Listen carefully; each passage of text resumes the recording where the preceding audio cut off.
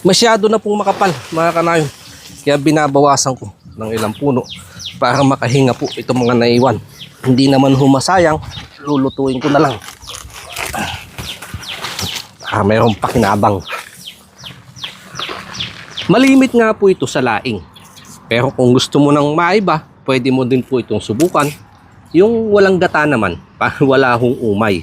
Kasama na ho lahat yan, tangkay, dahon, pati yung kanyang laman. Bigyan ko lang po luya, sibuyas, madaming bawang, paminta, betchin, dilis. Palatan ko lang po ng patis. Saka kamyas po na pampaasim.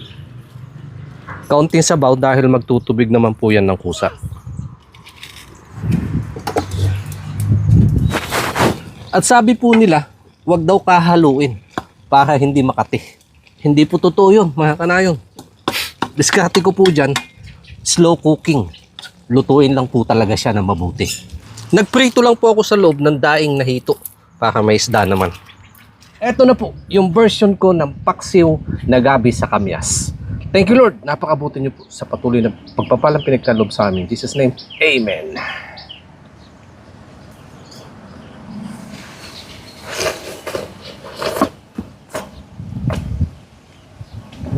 Oo ba?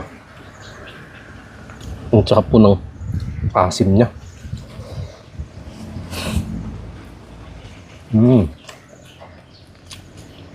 Sakto yung alat, asim, tsaka yung lambot po. Ang gabi, nalabsak na siya. Pati po yung laman niyan. Masarap kasi nandyan yung ligat niya.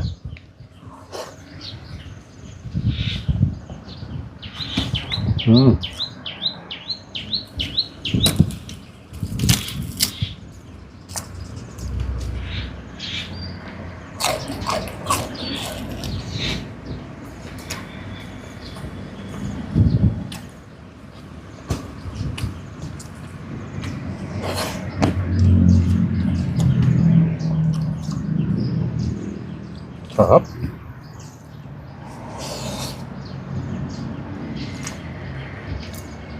Pag gusto nyo ng pangmatagalan, pag ganong iniin-in na siya, pwede nyo pong patakan ng suka. Katulong din yun. Pambalansi po ng kanyang lasa.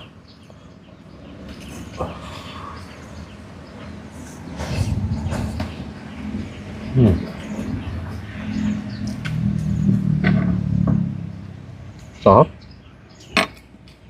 Yung mga ulam na walang umay.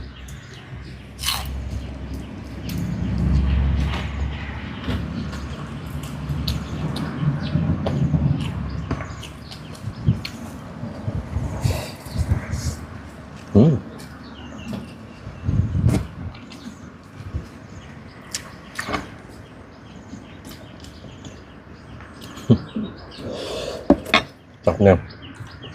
Ikamas-kamas sa bahaw.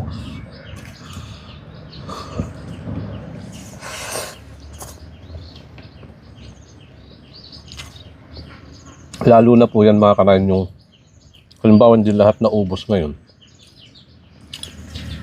Yung kinaumagahan,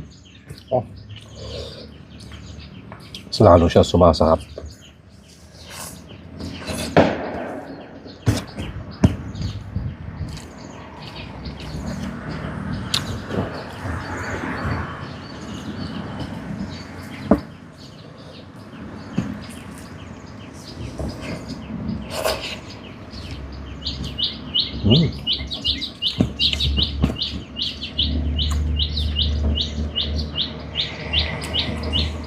Ganito ang ulam. Ganado sa maghapon ng katawan.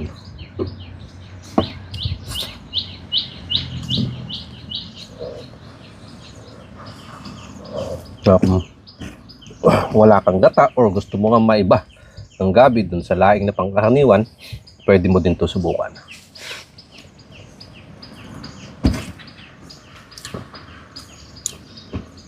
May kaunting Kagat ng asim, walang kamyas, sampalok po, pwede o kaya santol.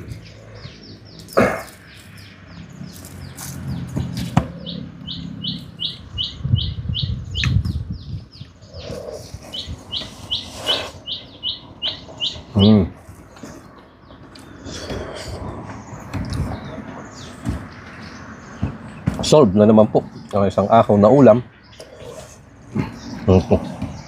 sa mga gulay-gulay na handog ni Kanayon. Maraming salamat po sa inyong patuloy na pagtangkilik. Dahil muna kayo, kain po tayo.